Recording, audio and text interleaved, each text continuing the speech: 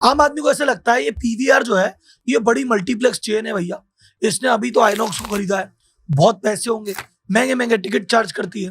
300 रुपए से लेके 800 रुपए तक की तो इनकी टिकटें हैं, 200 रुपए के समोसे देती है, 500 के पॉपकॉर्न देती है, तो इसके पास तो पैसा बरस रहा होगा, अंधा प्रॉफिट होगा। लेकिन भाई साहब पिछले 4 साल से लॉस में है और कम से कम 1300 करोड़ रुपए का कर्जा है। इनकी जान को ओटीटी आ गया साहब, छोटी मोटी पिक्चरें तो लोग घर पे ही देख लेते हैं, और अगर सिनेमा हॉल के लिए तो उस मूवी में आते हैं जो बड़ी मूवी हो, पुष्पा टाइप, केजीएफ टाइप, कल्कि टाइप, वो मूवी आजकल कम आ रही है। और कभी कभी तो ऐसी मूवी भी बड़े मियाँ छोटे मियाँ बन के पिट जाती है। आप बोलोगे राहुल जी फूड में कमाई है, फूड में कमाई है, लेकिन वो तो तब होगी जब कोई सिनेमा में आएगा, घर बैठे थोड़ी कमाई हो जाएगी। तो भाई पीवीआर ऐसी हालत में आया कैसे, कितना लॉस है इसका, कितना कमाता है, और ये अभी इस लॉस से और कर्जे से निकलने के लिए क्या क्या एक्टिविटी कर रहा है, कौन सी 5 स्ट्रेटजी काम में ले रहा है जिसकी मदद से ये इस लॉस से निकलेगा, कर्जे से निकलेगा, और पता नहीं निकल भी पाएगा या नहीं। तो अगर आप मूवी के दीवाने हो तो केस स्टडी जरूर देखनी है। अगर आप बिजनेस की स्ट्रेटजी सीखना चाहते हो, कोई कंपनी कमाती कैसे, गवाती कैसे है, तो आपको केस स्टडी देखनी है। और भाई साहब ये कंपनी तो लिस्टेड भी है, तो अगर आप स्टॉक मार्केट के दीवाने हो कि यार पीवीआर का शेयर ले कि नहीं ले, आगे जाके बढ़ेगा कि गिरेगा, तो भाई साहब उसके लिए भी एक स्टडी देखनी है। तो सारे राज और सारी बात बताएगा आपको आपका राहुल। तो जनता जनार्दन की जय बोल के वीडियो की करते हैं शुरुआत। अगर आपको लगे कि टॉपिक बहुत बढ़िया सेलेक्ट किया है, रिसर्च बहुत डीप में की है, मेहनत की गई है, तो वैसे मेहनत का फल आप कैसे दोगे, लाइक करके दे देना और एक छोटा सा कमेंट करके बता देना क्या चीज अच्छी लगी, क्या कमी लगी, और अगले टॉपिक किस पे सुनना है। आपके लाइक कमेंट का इंतजार रहेगा, मेरी मेहनत का यही फल है।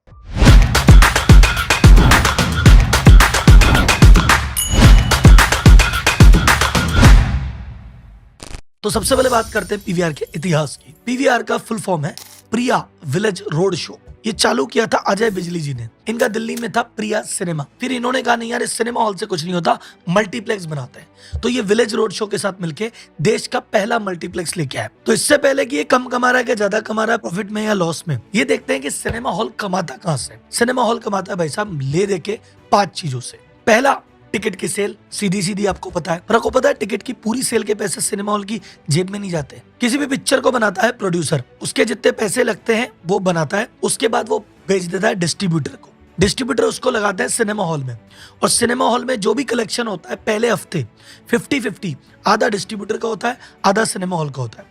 फिर सेकंड हफ्ते अगर चलती है तो फिर सिनेमा वाले का हो गया 55 और डिस्ट्रीब्यूटर का हो गया 45।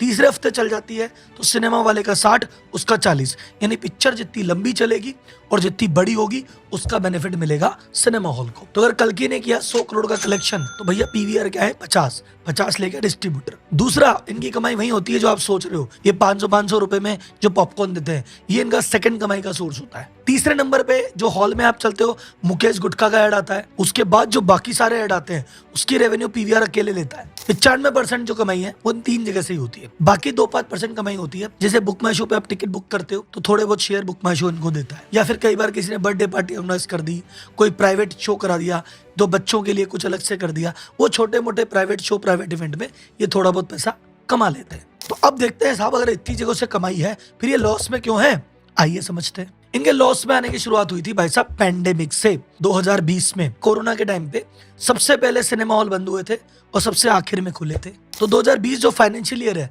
इनकी सेल थी 3400 करोड़ रुपए की, जो कि कोरोना के टाइम में गिर के आ गई मात्र 280 करोड़। तो 100 रुपए की कमाई करता करता बंदा सीधा पहुंच गया 7-8 रुपए में। अगले साल ये जो 280 करोड़ की कमाई थी ये बढ़ के थोड़ी 1329 करोड़ हुई। लेकिन ये भी अगर पीक से कंपेयर करें तो 100 रुपए की जो सेल थी वो 40 रुपए ही पहुंची, यानी ये 2 साल तो माइनस के मान लो। फिर तीसरे साल 2023 में जाके 3751 करोड़ की सेल की, यानी उस सेल को पार किया, थोड़ी रिकवरी हुई, और अब जाके पिछले साल इन्होंने 6100 करोड़ रुपए कमाए हैं का मतलब सेल हुई है, प्रॉफिट नहीं है। अब इसके प्रॉफिट की बात सुनते हैं। तो जब इन्होंने की थी 3400 करोड़ की सेल, उस साल का प्रॉफिट था इनका 27 करोड़ रुपए, और जब कोरोना आया उस साल का लॉस इनका गया 748 करोड़ रुपए। फिर अगले साल 490 करोड़ का लॉस, उसके बाद 336 करोड़ रुपए का लॉस। यानी पिछले 4 साल से भाई साहब लॉस में ही चल रहे हैं। इस साल शायद प्रॉफिट में आ जाए, 50-50 सा मामला है। और इस साल 50-50 क्यों बोल रहे हो, इस साल भैया इलेक्शन था, इलेक्शन के टाइम पे बड़ी पिक्चर आती नहीं, फिर आ गया आईपीएल तब नहीं आती, फिर आ गया वर्ल्ड कप, तो ये 3-4 महीने तो साफ हो गए, कोई बड़ी पिक्चर रिलीज ही नहीं हो रही। तो मुश्किल है अब की बार रिकवरी कर रहे। प्रॉफिट में आ जाए तो बड़ी बात मानी जाए। इन 4 साल से जो लॉस चल रहा है इसको रिकवर करने में, अपने ऑपरेशन चलाने में टोटल 1300 करोड़ रुपए का कर्जा माथे हो चुका है। कोर रीजन जिसने इनको गड्ढे में डाला हुआ था तो पैंडेमिक। अब इनको गड्ढे से निकलने कौन नहीं दे रहा? वो निकलने नहीं दे रहा ओटीटी। कोरोना के पहले इनकी ऑक्यूपेंसी थी लगभग 36%, अब जाके वो ऑक्यूपेंसी 25% ही रह गई, वो रिकवर ही नहीं हो रही। क्यों नहीं हो रिकवर हो रही? बात ऐसी है साहब, आज की डेट में अगर तुम 4 जनों की फैमिली, हस्बैंड वाइफ 2 बच्चे अगर मूवी देखने जाएंगे तो मिनिमम उनका टिकट और खाना पीना मिला के 2,500-3 हजार रुपए तो होना ही होना है। हर मूवी जो रिलीज हो रही है महीने से 2 महीने के अंदर ओटीटी पे आ जाती है, और कई मूवीज तो ऐसी है जो डायरेक्ट ओटीटी पे आती है। तो जो छोटी मोटी रोमांटिक मूवी, छोटे बजट की मूवी, ये जो मूवी होती है ना, ये कहते हैं ओटीटी पे देख लें, इसके लिए क्या सिनेमा हॉल जाएंगे? सिनेमा हॉल आदमी तब आता है जब उसको लगता है अरे यार सलमान खान की पिक्चर है, अरे शाहरुख खान की पिक्चर है, अरे यार क्या विजुअल इफेक्ट है, अरे यार ग्रैंड पिक्चर है। तो जब तक बड़ी पिक्चर या बड़ा स्टार नहीं आएगा आदमी सिनेमा हॉल की तरफ आता ही नहीं है। और अगर बड़े बजट की पिक्चर आ जाए, मान लो छोटे मियाँ बड़े मियाँ टाइप 350 करोड़ की मूवी, अक्षय कुमार जैसा स्टार, लेकिन अगर वो अच्छी ना चले तो पहले दिन उस पर इतने मीम बन जाते हैं कि सारी हाइप पिट जाती है। तो एक बार हाइप पिटी तो भाई साहब मल्टीप्लेक्स कोई आता ही नहीं है, कहते यार बेकार मूवी है, ओटीटी पे देख लेंगे। तो पीवीआर को क्या चाहिए? एनिमल। पीवीआर को चाहिए कल्कि, जवान, पठान, पर वो भाई साहब गिनती की आती है। फूड में तो कमाई है, लेकिन भाई साहब एक चीज समझो, ये जो फूड की कमाई है ये पोस्ट टिकट कमाई है। मतलब जब टिकट लेके बंदा हॉल में आएगा तभी तो खाएगा ना भाई। अगर टिकट ही नहीं बिकी, वो हॉल में ही नहीं है, तो फिर खाएगा क्या? तो राहुल जी ये तो बड़े टेंशन की बात है, टिकट ज्यादा बिक नहीं रही है, फूड आदमी कैसे लेगा? भाई साहब कर्जे में ये है तो क्या होगा? पीवीआर इससे बाहर निकलेगा कि नहीं निकलेगा? पीवीआर क्या स्ट्रेटजी लगा रहा है? तो पीवीआर जो स्ट्रेटजी लगा रहा है एक एक करके बताता हूँ कि कैसे पीवीआर लॉस से बाहर आने का प्रयास कर रहा है। मुझे ऐसा लगता है शायद अगले 3 से 4 साल में लॉस से बाहर आ जाएगा और कर्जा भी चुका देगा। कैसे? देखते हैं। तो भाई साहब अगर आपको पीवीआर में अगर आप सिनेमा देखने जाते हो या किसी भी मल्टीप्लेक्स में सिनेमा देखने जाते हो और आपको पहली बार सुनने को मिल रहा है अरे सिनेमा हॉल वाले कोरोना के लॉस से अब तक नहीं निकले, तो भाई साहब इस रिसर्च पे, इस टॉपिक पे एक लाइक ठोक दो ना यार। और आपको क्या लगता है कि इनके साथ अच्छा हो रहा है कि बहुत पैसे चार्ज करते थे अच्छा हुआ इनके साथ? ये सही है या नहीं यार? ये भी व्यापारी, इनके साथ ऐसा नहीं होना चाहिए। क्या आपके इमोशन है? चैट बॉक्स में लिख के बताओ ना। तो पहली स्ट्रेटजी ये कह रहे हैं कि भैया जितने भी नॉन कोर असेट है ना उसको बेच देते हैं।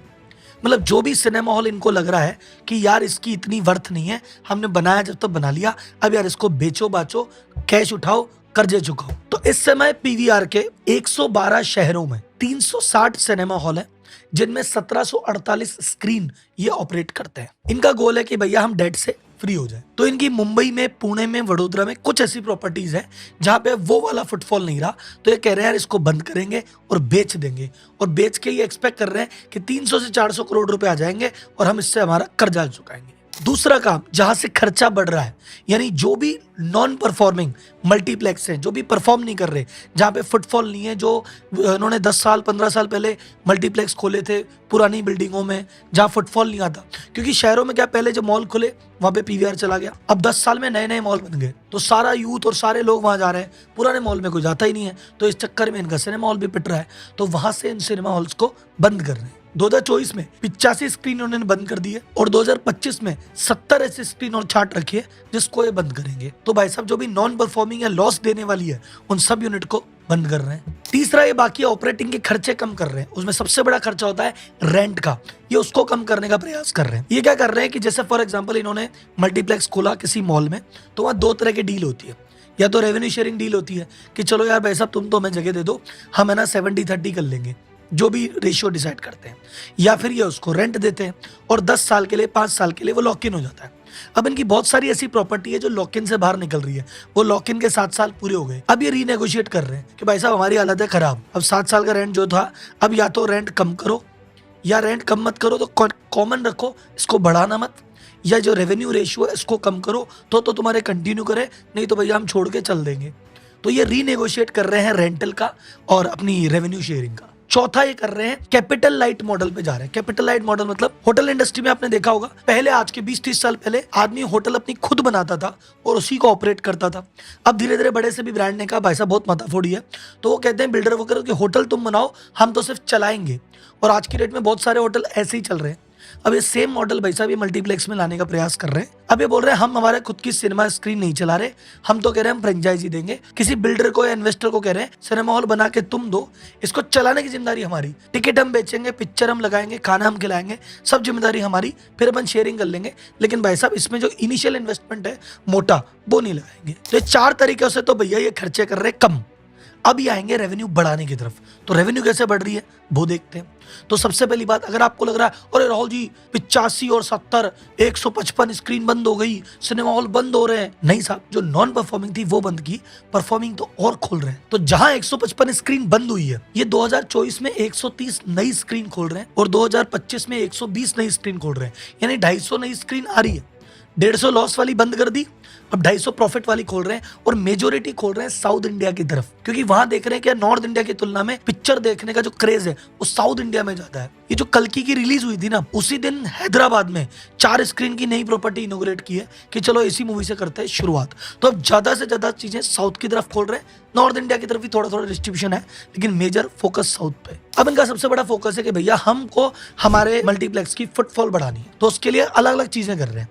एक इन्होंने सब्सक्रिप्शन प्रोग्राम चालू कर दिया कि भैया महीने के कुछ रुपए फिक्स दो और जितनी पिक्चर देखनी आके देख लो। तो वो कुछ लिमिटेड शहरों में लॉन्च कर चुके हैं, एक तरह से आपका पास बना दिया। अब ये मूवीज के अलावा अल्टरनेटिव कंटेंट लॉन्च कर रहे हैं, मतलब आईपीएल आएगा, वर्ल्ड कप आएगा तो 3 महीने हाथ पे हाथ धर के बैठेंगे थोड़ी, ये कहते हैं मैच ही दिखा देंगे। आओ इंडिया पाकिस्तान मैच देख लो, आओ फाइनल देख लो, सेमीफाइनल देख लो। तो भाई साहब अल्टरनेटिव कंटेंट बढ़ गया ना। उसके अलावा एक कंसर्ट वगैरह दिखा रहा है। अभी मैं देख रहा था एक पीवीआर में, हमारे जयपुर में टेलर स्विफ्ट का एक कॉन्सर्ट था, वो पीवीआर में लाइव दिखा रहे हैं कि आप कंसर्ट देखो। हो सकता है AR रहमान का कॉन्सर्ट, कोई और कॉन्सर्ट लाइव दिखाएंगे, वो भी एक नया कंटेंट हो गया। उसके अलावा कुछ पुरानी पिक्चर के फेस्टिवल लगा देते हैं, जैसे रणवीर कपूर का बर्थडे है तो रणवीर कपूर की जो मूवीज है रॉकस्टार 4 मूवियां उठा के लगा दी। अभी कुछ कुछ जगह हम दिल दे चुके सनम दिखा रहे हैं, कुछ जगह भाई साहब ये कुछ कुछ होता है दिखा रहे हैं, कुछ पुरानी मूवियां भी रिलीज कर रहे हैं जिससे ऑडियंस का कनेक्शन बने, फुटफॉल बने। उसके अलावा अलग अलग प्रमोशन लॉन्च करते हैं। सिनेमा लवर डे पे अलग से प्रमोशन लॉन्च कर दिया कि सिनेमा लवर डे है भाई साहब, सस्ती टिकट देखो आके, कोई दिक्कत नहीं है। एक इन्होंने 1 रुपए में 30 मिनट ट्रेलर दिखाएंगे, ये और लॉन्च कर दिया। अब आप बोलोगे राहुल जी 1 रुपए में अगर बंदा आके बैठ गया 30 मिनट ट्रेलर देखे तो उससे क्या होगा? सर आधे घंटे बैठ के मैं ट्रेलर देखूंगा, एवरेज ट्रेलर 3 मिनट का, 10 ट्रेलर देख के मैं 2-3 मूवी छांट लूंगा, यार क्या मस्त मूवी है, ये मैं देखने आऊंगा। तो उस 1 रुपए में भविष्य की गारंटी ले ली, प्लस हो सकता है मैं आऊं तो कुछ खा पी के भी चला जाऊं। एक और स्ट्रेटजी ये फॉलो कर रहे हैं, इसको कहते हैं प्रीमियमाइजेशन। ये अपनी टोटल जो स्क्रीन है उसका 15% स्क्रीन ऐसी है जो लग्जरी स्क्रीन है। उस लग्जरी स्क्रीन में नॉर्मली 400 रुपए से टिकट चालू होकर 1000 रुपए तक जाता है। ये कह रहे हैं इसको और लग्जरी करेंगे, वहां पे कंप्लीट एक्सपीरियंस देंगे हम। तो वहां पे जो ऐड दिखाते हो ऐड की साइज भी कम कर देंगे, लेकिन उसकी टिकट की प्राइस बहुत ज्यादा बढ़ा देंगे। और ये उनके लिए, ये साउथ दिल्ली, साउथ बॉम्बे या जितने भी पॉश इलाके हैं ना, जहां आदमी चाहता है कि यार मैं एक्सक्लूसिव होकर पिक्चर देखूं, तो वहां डबल महंगी करके टिकट ये बेचने का प्रयास कर रहे हैं। नेक्स्ट स्ट्रेटजी रेवेन्यू बढ़ाने की है। इनका जो मोटी कमाई का जरिया है फूड एंड बेवरेज। पिछले साल इन्होंने फूड से 1600 करोड़ रुपए कमाए थे, अब की बार 2000 करोड़ रुपए कमाए। अगर इनको फूड चेन के हिसाब से देखें तो ये देश की 5वीं सबसे बड़ी फूड चेन है पीवीआर। लेकिन इन्होंने एक चेंज किया छोटा सा, वो बोले यार हमारी जितनी भी सेल है वो है पोस्ट टिकट, टिकट लेने के बाद ही होती है, हमको प्री टिकट सेल चाहिए कि टिकट ले चाहे ले फूड तो ले। तो ये देवयानी इंटरनेशनल कौन सी हुई? जो कोस्टा कॉफी संभालती है, जो वांगो संभालती है, जो पिज्जा हट संभालती है, इसके साथ इन्होंने टाइप करके कहा साथ में फूड पार्क खोलते हैं। तो आपको कुछ मॉल्स में, कुछ लोकेशन पे देवयानी इंटरनेशनल पीवीआर के कोलैबोरेशन में फूड देखने को और मिलेगा। तो अब ये अपना फूड जो सिनेमा के अंदर बनाते थे, अब सिनेमा के बाहर मॉल में बेचेंगे अपना रेवेन्यू बढ़ाने के लिए। ये थी पीवीआर की स्ट्रेटजी, जिससे वो रेवेन्यू बढ़ाने की सोच रहा है, इनकम घटाने की सोच रहा है। अपने को 2-3 चीजें यहाँ पे सीखने को मिलती है, जो कहीं मुझे छोटे छोटे बिजनेसमैन मिलते हैं कभी कि राहुल जी 25 लाख का कर्जा है, मैं कैसे बाहर आऊँ? सर कर्जा 25 लाख का हो या 2500 करोड़ का, स्ट्रेटजी यही होती है। एक बार में अपनी कोर असेट बेच के कर्जे थोड़ा कम करते हैं, खर्चे थोड़े कम करते हैं, रेवेन्यू बढ़ाते हैं और फिर धीरे धीरे बाहर आते हैं। तो अब आप चाहे छोटी कंपनी हो या भाई साहब पीवीआर, स्ट्रेटजी तो यही लगेगी। अब क्योंकि ये गड़बड़ हुई तो पिछले 4 साल में पीवीआर का शेयर जो एकदम ऑल टाइम हाई पे था 2200 रुपए का, वो नीचे घट के अभी 1400 रुपए के आसपास चल रहा है। पर अगर ये सारी स्ट्रेटजी इनकी सिंक में बैठी और अगले 6 महीने साल भर में इसका रिजल्ट दिखा तो ये शेयर अपवर्ड की तरफ जाएगा। अब मैं कोई सेबी रजिस्टर्ड एडवाइजर तो हो नहीं जो आपको बताऊं क्या लेना क्या नहीं लेना। मैं तो हूं सीधा साधा बिजनेस कंसल्टेंट जो ये बताता हूं कि बिजनेस में ये है और ये हो सकता है। अगर इस इन्फॉर्मेशन से आपको इन्वेस्टिंग करने के डिसीजन में कुछ बेनिफिट लगे तो देख लेना, अदरवाइज अपनी रिसर्च स्वयं करना, उसके हिसाब से इन्वेस्ट करना। पैसा आपका, मर्जी आपकी। मैं तो आपसे एक ही बात बोलूंगा कि भैया वीडियो को लाइक करो और जो अच्छा लगा उस पर कमेंट करो और आगे क्या चाहिए वो बता दो। ठीक है सर, आपकी सेवा में सदा हाजिर। अगले वीडियो में फिर मिलेंगे, तब तक के लिए धन्यवाद। जय हिंद।